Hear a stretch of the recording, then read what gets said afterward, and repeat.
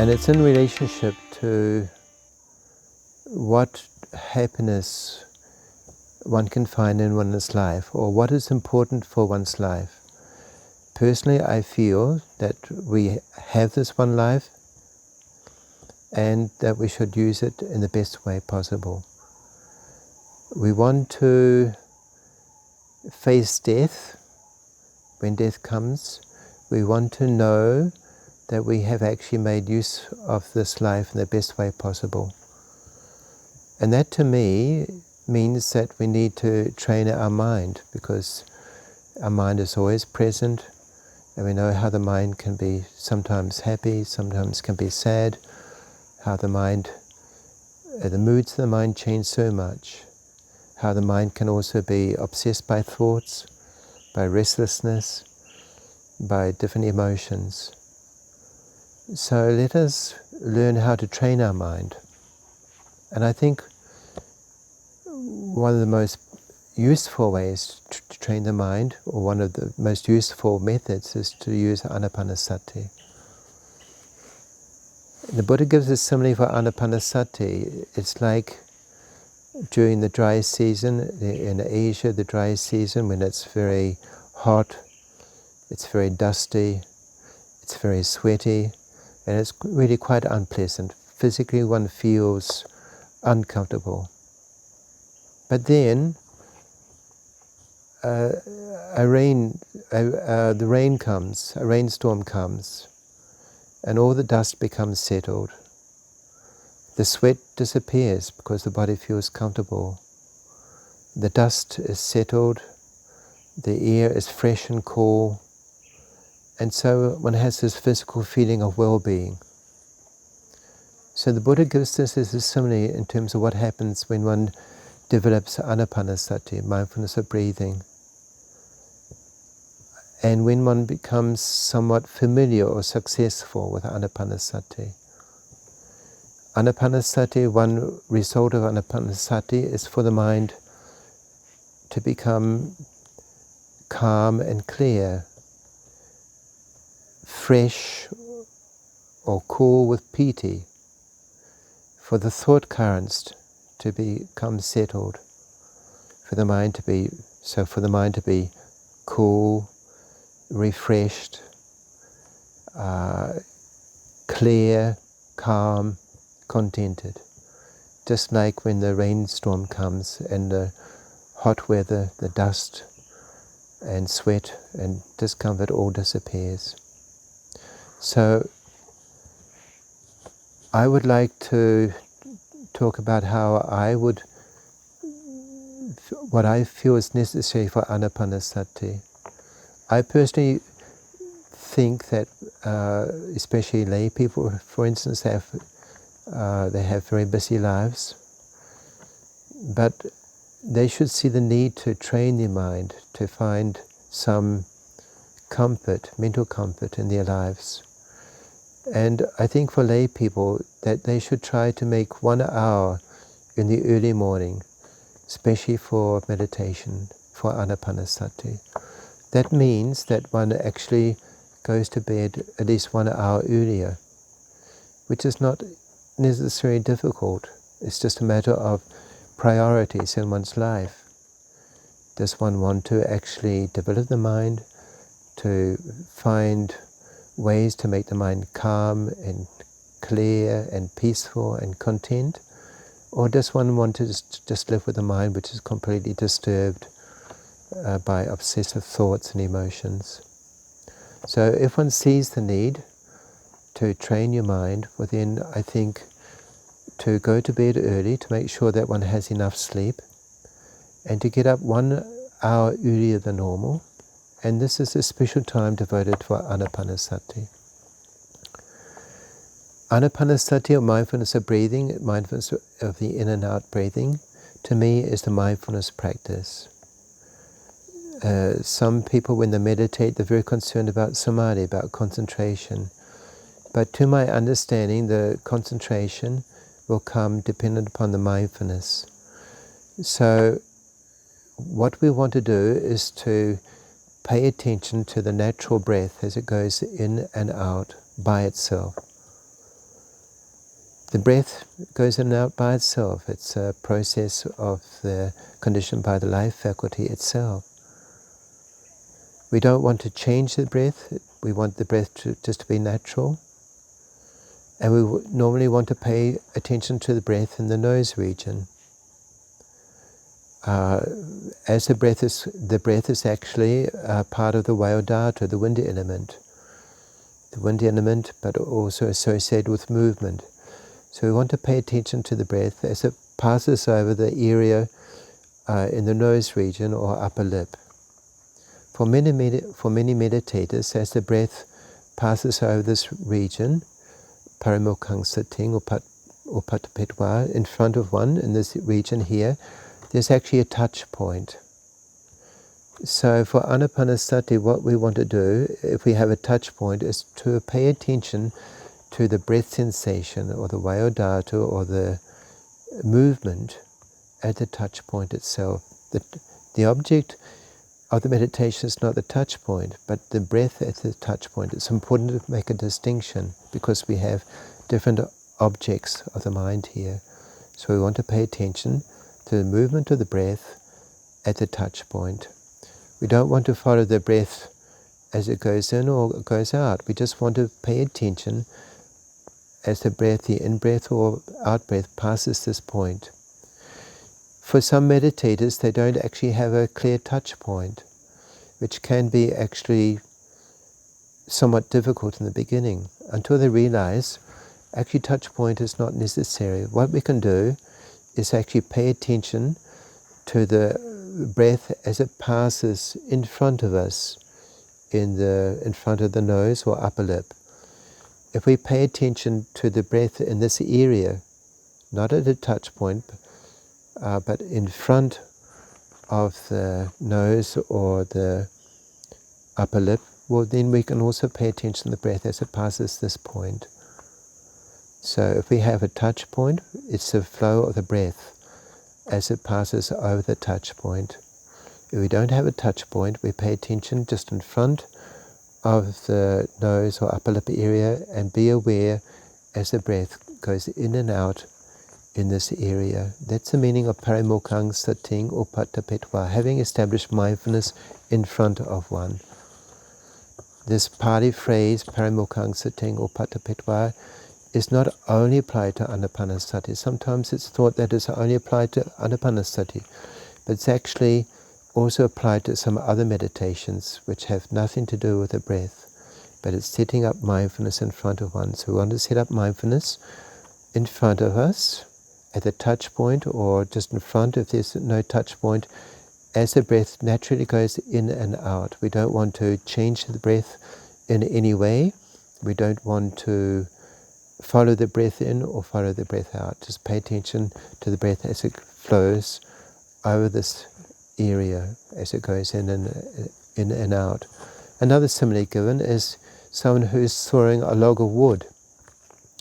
When you're sawing a log of wood, then your attention is actually at the place where the saw is cutting the log of wood. And when you pay attention to the place where the saw is actually in contact with the log of wood, you know whether the saw is going in or out. We don't follow the saw as it's going in and out. We just pay attention to the place where the saw is touching the log of wood when we saw the wood. So likewise with the breath, we pay attention just at this area where the breath is passing in this particular area, in the nose region or upper lip region, either the touch point or in front, one doesn't have a touch point. I also think that we should actually see this as an exercise, a learning exercise.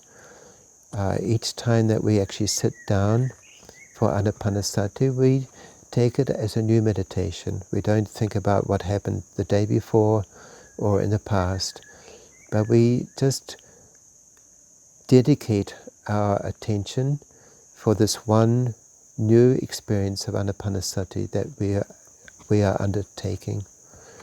We should not expect the meditation to be good or bad, but what we want to do is to pay attention to develop mindfulness.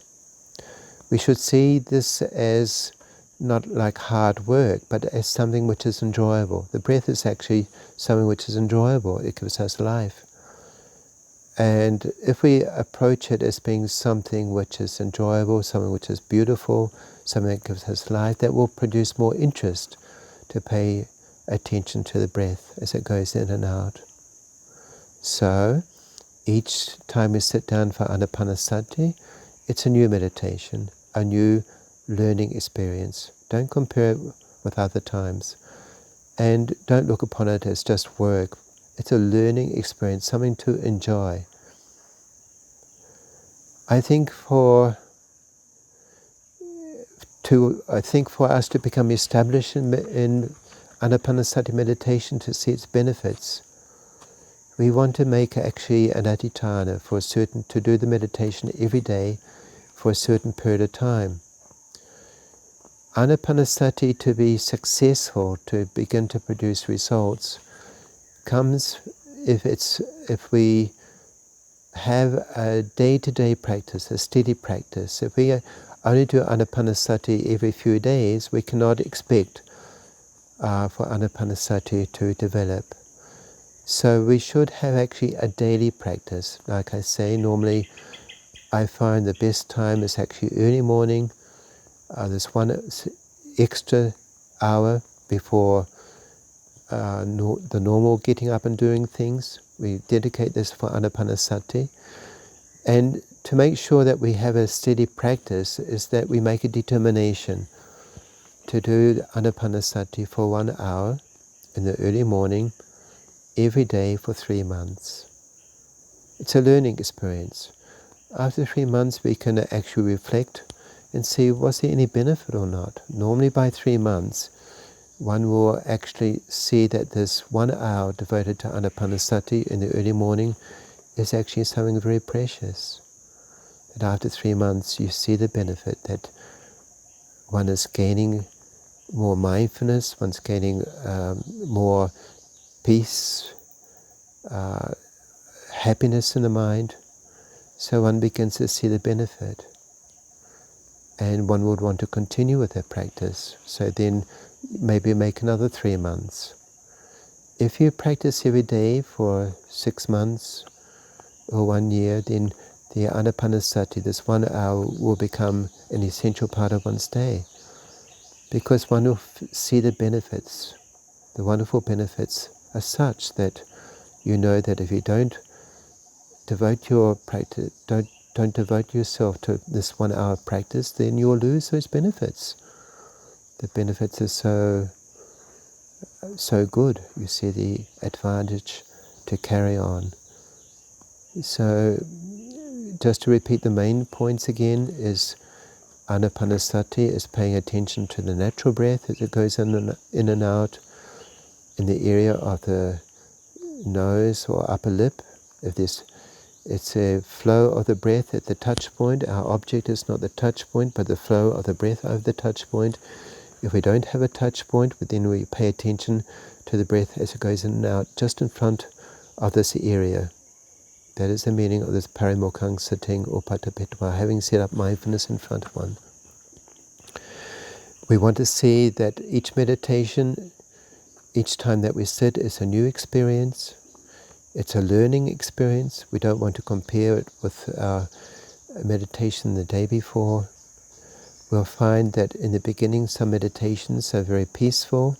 Some meditations are actually, the mind is very restless. Every time it's a training, so in the beginning the mind is going to find it very difficult to stay paying attention to the breath. Okay, we accept that. So every time the mind gets caught up in thought and goes away, loses the object or mindfulness of the breath, we patiently bring it back. So little by little we train the mind to be attentive to the breath, to settle on the breath. When that begins to happen, then we'll begin to see the benefits of Anapanasati. And by 3 months, we should already have seen the benefits. Yes, so we make this adhitthana 1 time every day, probably in the early morning, having got sufficient sleep, so we're not tired, to devote that 1 hour to anapanasati, a daily practice, so then little by little the mind will be trained to stay with the breath, and then we'll begin to see the advantages. So just like in the hot season, dusty, sweaty, physically uncomfortable, and then the rain cloud comes and it rains and it becomes cool and pleasant and free from dust, then the anapanasati would be like that. After 3 months, you'll see the advantages of this daily practice. But most important is to realize we have this one life. We don't know about futures. We have this one life. Let's use it well.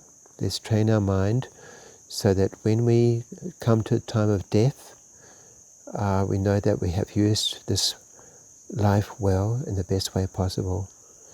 And through anapanasati, the advantages also of anapanasati is that we will learn our samsara meditation practice, what is suitable for us. Because anapanasati can go the way of samatha in terms of calmness and concentration, or it can go the way of wisdom, the 4 satipatthanas. We don't choose which way the anapanasati is going to go. Let our samsara development show itself. For some meditators, the mindfulness will fix onto the breath, and the mind will become totally absorbed onto the breath, and one will attain deep stages of concentration, happiness like one's never experienced in this life before. But alternatively, anapanasati can go the way of satipatthana practice and the arising of wisdom. If this happens, when the mind gets sufficient concentration and mindfulness on the breath, well, then the mind will one aspect of the mind will start to look on with equanimity at what is taking place. So the breath becomes like an anchor that keeps the mind still, and also still, calm, content, free from thoughts, while another part of the mind watches. And what does it watch? This part of the mind that watches with equanimity just watches whatever comes into the field or vision of the mind itself. Things will come and go with its thoughts or with its sound or whatever it might be. And by this, the mind will begin to see into the nature of anicca, dukkha, anatta. The 4 satipatthanas will begin to naturally develop, using anapanasati as the base. So anapanasati is very beneficial, either for samatha meditation, for jhana absorption, or for satipatthana practice, and for realization of the 4 Noble Truths. To get updated with valuable Dhamma knowledge, subscribe and share the Samma TV channel today.